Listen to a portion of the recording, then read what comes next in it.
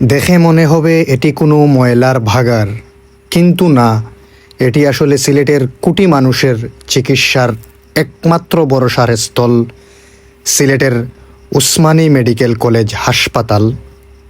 দুঃখজনক হলেও সত্য, এই গুরুত্বপূর্ণ স্বাস্থ্যসেবা প্রতিষ্ঠানটি এখন যেন অসুস্থ হয়ে পড়ছে।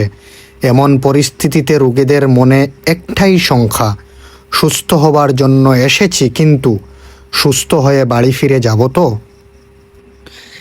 এই হাসপাতালের প্রত্যেকটি তালায় তালায়, প্রত্যেকটি ওয়ার্ডের প্রত্যেকটি বাথরুম এবং ওয়ার্ডের চারপাশ জুড়ে ময়লা আবর্জনার স্তূপ এবং খাবারের ওয়েস্টেজগুলো, চারপাশে শুধু দুর্গন্ধ।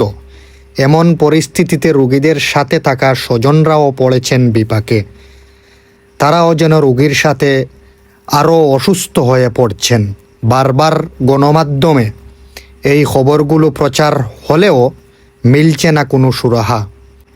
আধ্যাত্মিক নগরী, প্রবাসী অধ্যুষিত এই নগরীর কোটি মানুষের একটাই চাওয়া, এই হাসপাতাল যেন রোগী সুস্থ হওয়ার জায়গা হয়, সেই প্রত্যাশা সবার। মুজিবুর রহমান চৌধুরী, চঞ্চল, সিলেট।